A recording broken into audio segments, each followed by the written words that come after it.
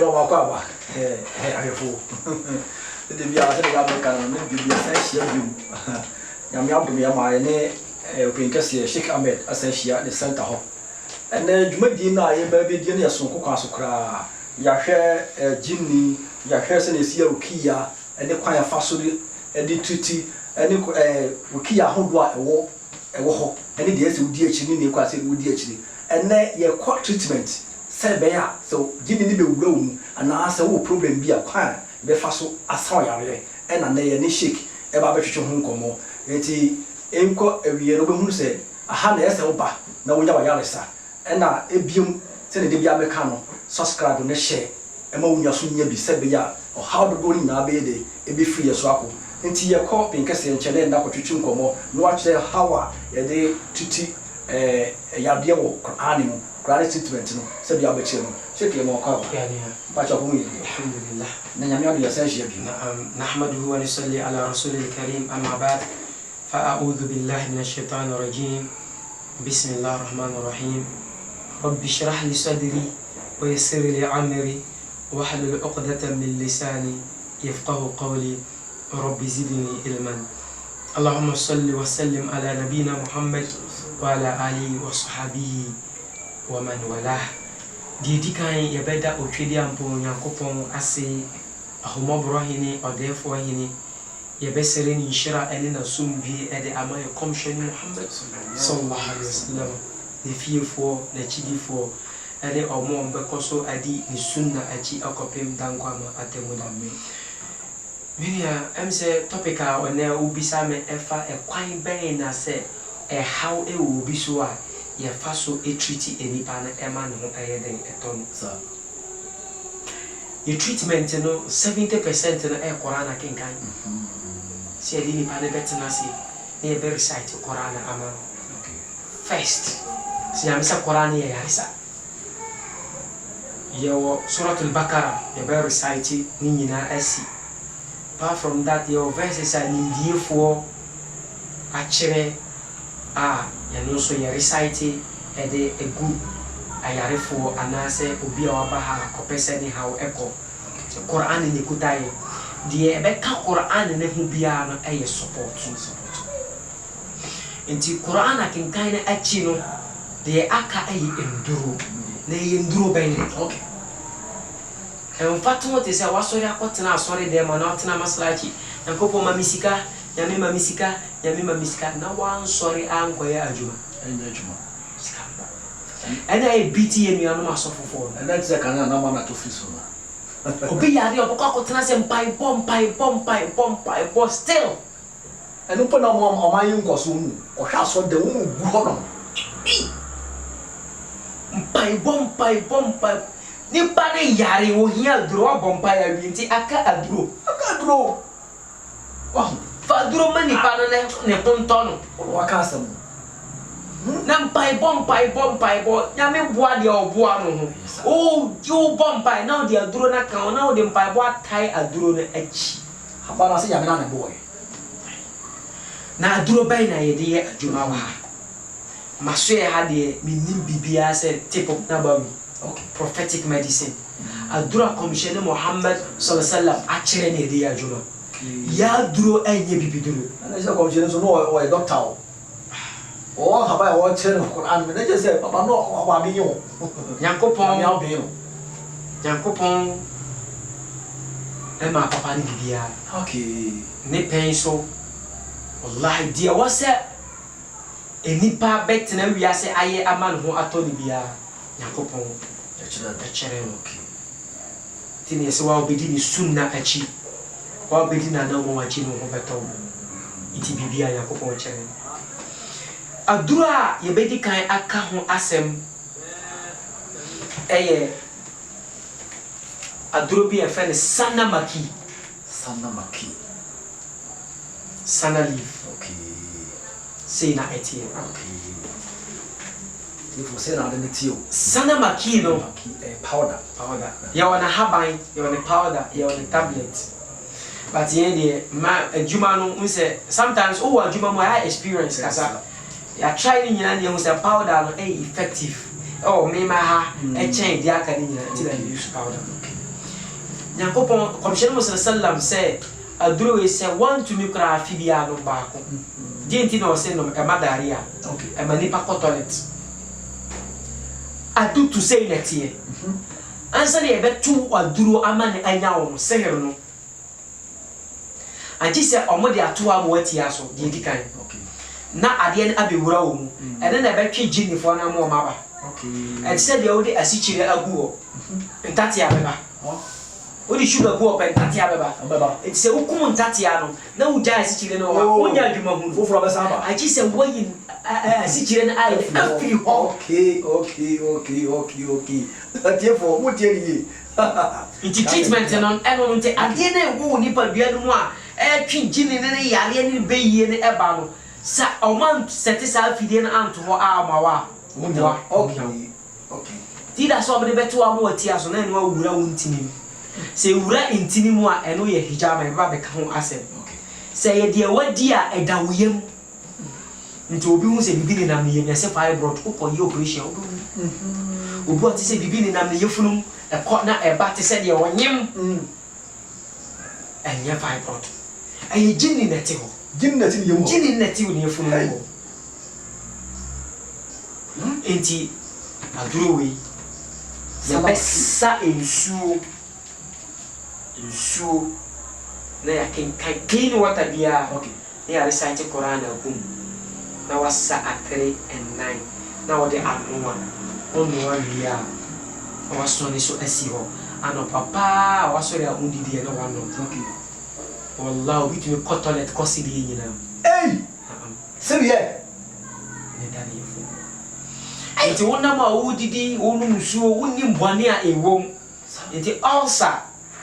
me kai se ma yerukia na owo ho ewo mem emo mo ka se eyewowo ana da aba ya ne eyem oda afom no na oye te se owo oye se owo pepe video no na ye dia kan mo sa tiefo ahefo ya se kitwa o ndi sa owo no oda nipa ni mo hospital e be ka se ulcer nti wonom sana we a obenne aboa na pia okay obe jane nine ebe ma na the markers of this medicine they say nipa no no mo a say bibi wo yem kwa de abekotole bibi ni wo yem awon kotole okay nti wonnom ana de wo yem na esa bon say opa ya no adaka mamma wonnom on kotole because at the point na wo yem funu apie ko and no no hwehwe no hu na awia sana maki obetumi akogogo say sana maki and as a sana leaf obehu eho ensem nyina eden ewo ya do dikebe ka ho agusiafo ya se adanse enti na kunso ehwiawe wo se gogo agogo obenya ni nyina ho no no so mo se dwumadi a Sheikh Ahmed ni na so ya ha e se nya asem ketwa kra he enura komishini a kire for enfiam pimpim achiu e na na sabre e ye adwuma na wo te ho yere ye beba oil be a friend black seed Sahih Buhari black seed oil you on the powder so ewo ho okay mahwehwe ma ha se menya powder ni bi e de akire atiefo a oil no say na tie Commissioner Musa sallam say we esaya re bi agi se owu so wo so na say ya Allah akbar inti we kwa e faso di adwumani ye be bi so nam se Quran ni dika inti no ni akinkai Fatiha a'udhu billahi minash shaitanir rajim bismillahir rahmanir rahim alhamdulillahi rabbil alamin arrahmanir rahim maliki yawmiddin إياك نعبد وإياك نستعين اهدنا الصراط المستقيم صراط الذين أنعمت عليهم غير المغضوب عليهم ولا الضالين آمين أصبر لكم أوكي سورة بام جني سورة بام بيفو سورة يسهر لكن كان نينا أوكي تسا أويل ويدي ودي بياني سي ودي بسرع أوكي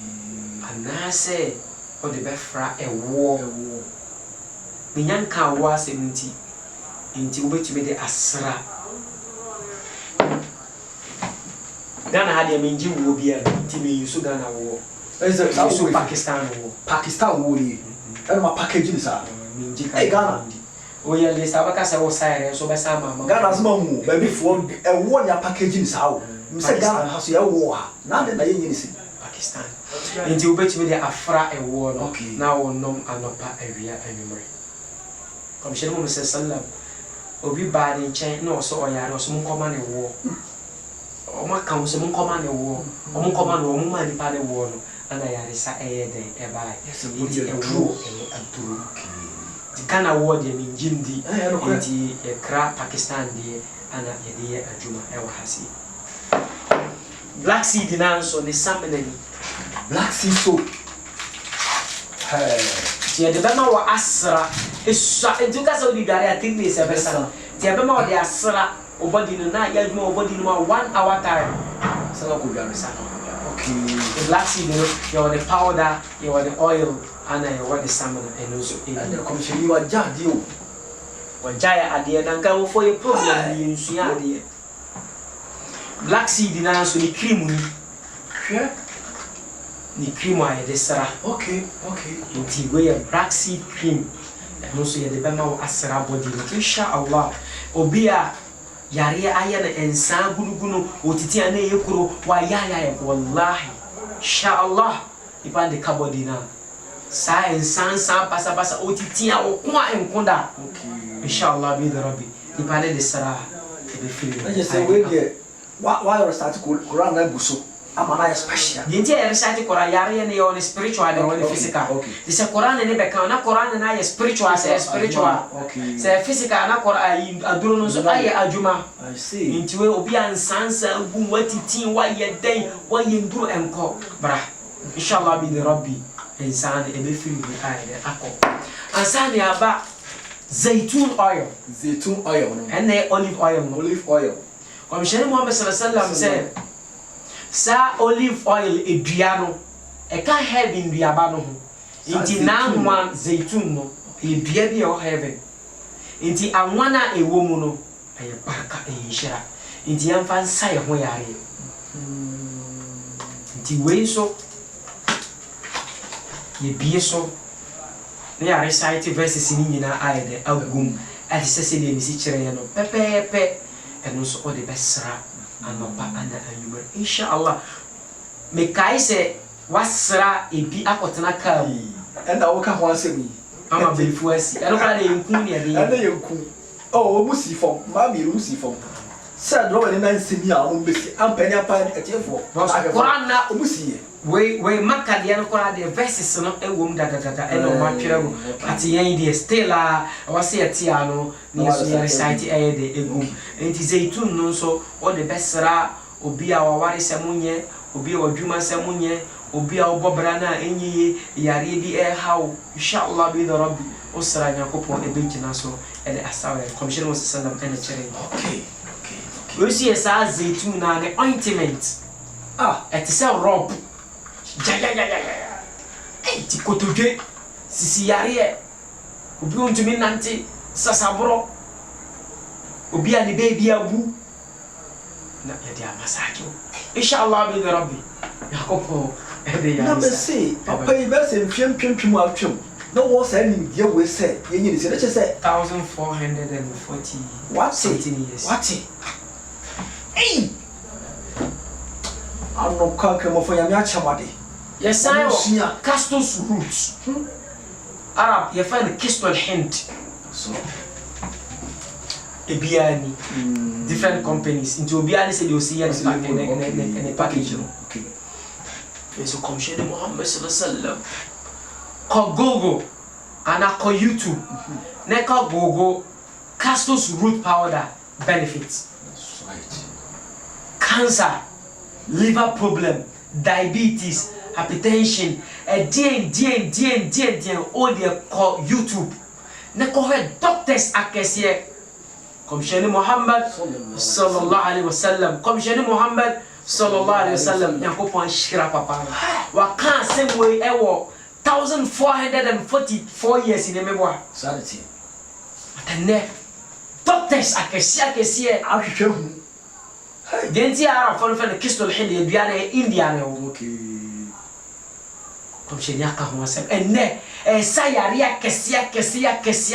ewo wiase nkramofo yempa adisua nkramofo yempa research what they call YouTube na ko doctors a ma kasa kwa duru we there's no commissioner di kaka ma san kwa da 1400 something go obesa atre ba ko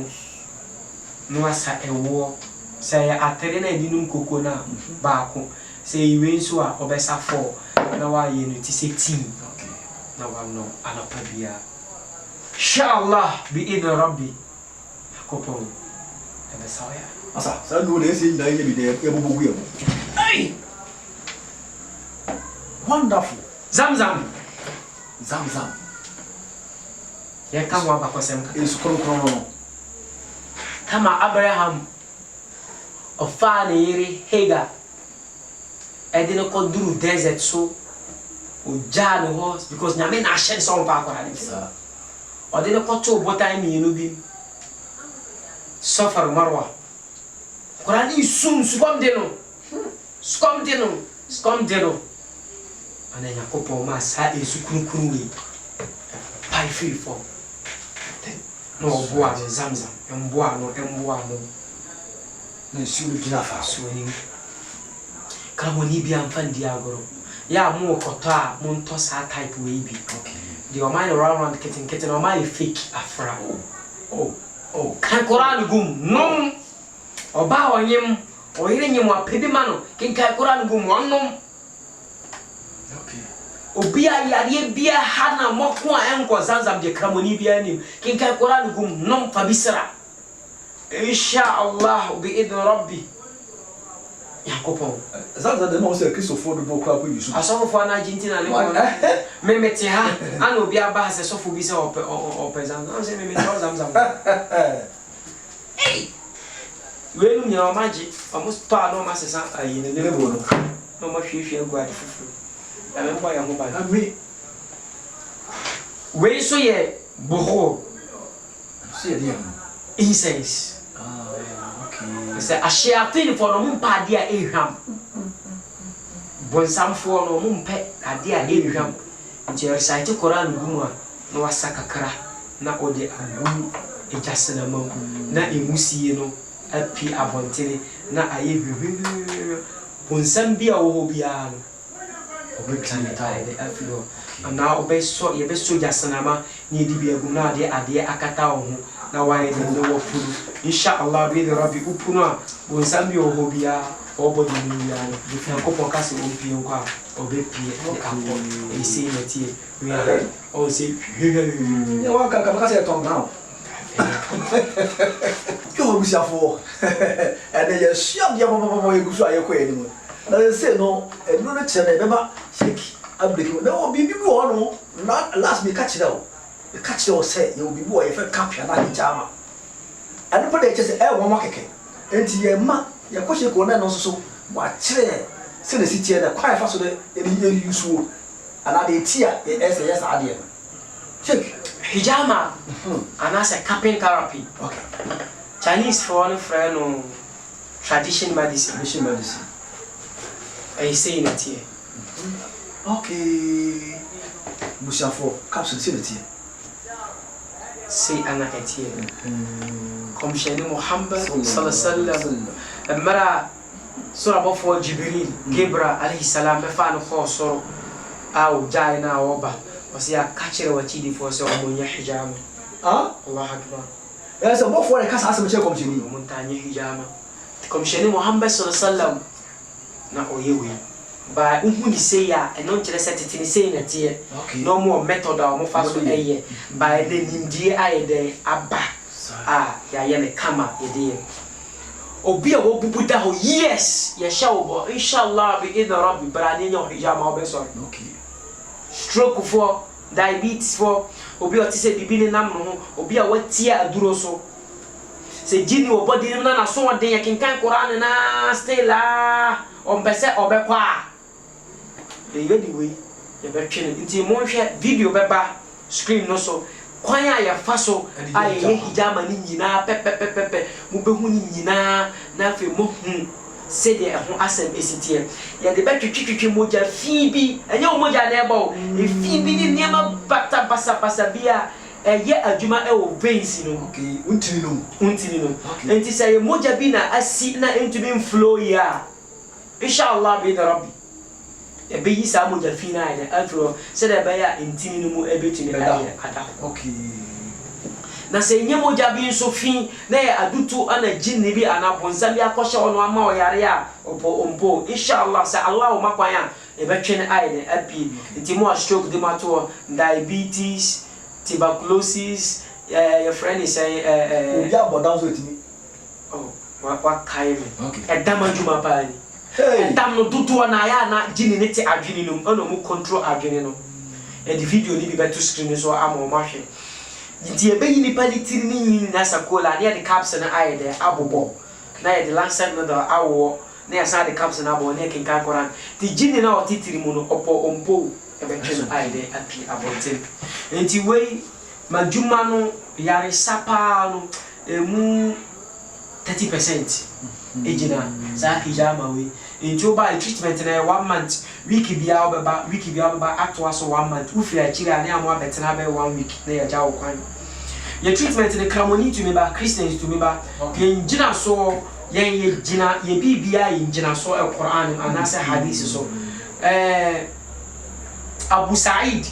alayhi salam sahaba komsheni achidi foni bi omutu kwai ko baabi omuko duru ye no omuko sere omo na hemfu nsuo aduane oma wo mu enunti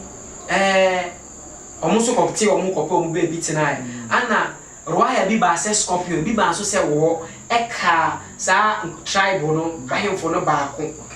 ama poison na bagura mu a opereso no mo bank na mo fo no se ye hene no ye leader no scorpion ayede akamo ana obai no be kan fatia ana odi guso na poison e ko no moji o mo enwan 30 ona mo ko commission sallam said say ne akoye o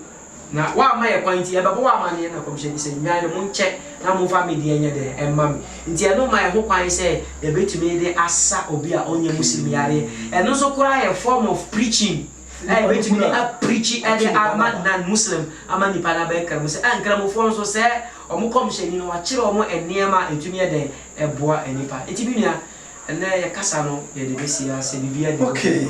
and a for us alone, I have to ask. Shake a better was CP and the morning in dear Yamidia Mount.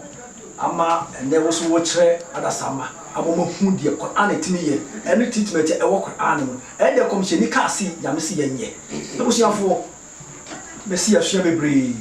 Your best sense you. Na, the hear me pan say, Bessas carbon wash. And the house you baby, when you want this one back when you never see. Inshallah. You never show her, because you don't know by Biffy Montaigne, Bokina, there's a hint for the Nippon farmers from where you Minia, mental. I didn't bell pay a man yo so close so far. A bass hana, Minia, problem be breed. Ye the best ya. Now, Messin on screen nasi. O fa o fra. Branch our baby yarn. Now I call so called you treatment. Pussy for the friend Mr. 12. I had a big money in BC. Yami Aduma, and you say she near to edition. It was.